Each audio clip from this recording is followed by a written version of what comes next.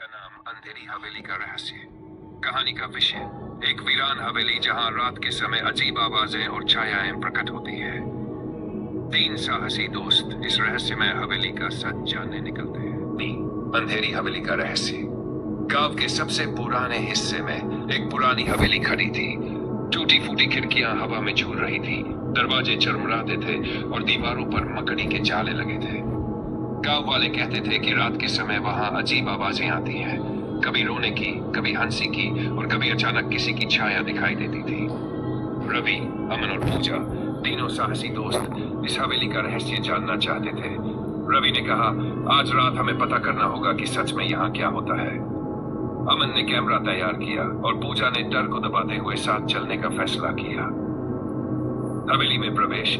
जैसे ही वे हवेली के अंदर आए, फर्श चरमराने लगा और पुराना फर्नीचर हवा में हिलने लगा। ठंडी हवा की हल्की सिहरन उनके शरीर से गुजर रही थी। अमन ने कहा, ध्यान से, हर आवाज पर ध्यान दो।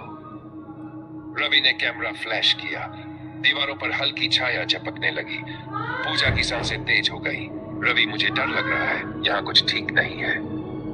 तभी एक तेज सफेद साया उनके सामने से गुजरा। तीनों के पैर ठंड से जम गए।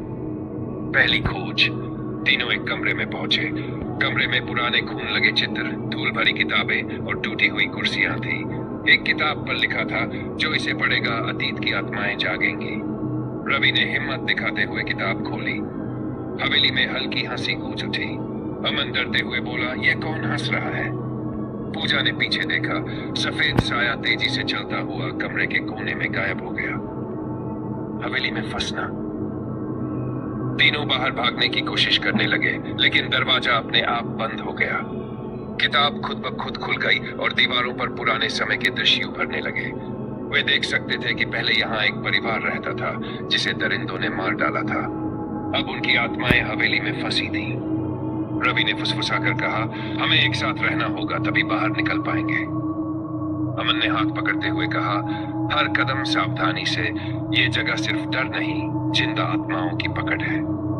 सस्पेंस और डर बढ़ना। रात गहराती गई। हवेली में कदमों की आवाजें, दरवाजों की चरमराहट और अजीब चीखें लगातार सुनाई देने लगी। रवि ने देखा कि सफेद साया उनके पीछे लगातार बढ़ रहा था। पूजा ने कांपते हुए कहा, वे हमें देख रहे हैं, हमें छोड़ेंगे नहीं। अमन ने कहा, हमें शांत रहना होगा, डरने से ये और शक्तिशाली हो जाएंगी। रहस्य का खुलासा। किताब के चित्रों ने उन्हें सच दिखा दिया। ये आत्माएं इंसानों के डर और दुख को महसूस कर सकती थी। रवि ने धीरे कहा, चलो धीरे धीरे मुख्य दरवाजे की ओर बढ़ते हैं, कोई तेजी से कदम न उठाए। तीनों हाथ पकड़कर धीरे धीरे आगे बढ़े। हवा में हल्की हंसी और फुसफुसाहटें गूंज रही थी। बच निकलना। सुबह की पहली किरणें हवेली में आईं। जैसे ही सूरज की रोशनी पड़ी, आत्माएं गायब हो गई। तीनों बाहर निकले और ठंडी हवा में सांस ली।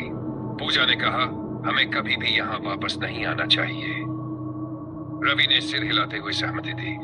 अंतिम डरावना पल, लेकिन उनके कैमरे की तस्वीरें दिखा रही थी कि सफेद साया अभी भी पीछे खड़ा था।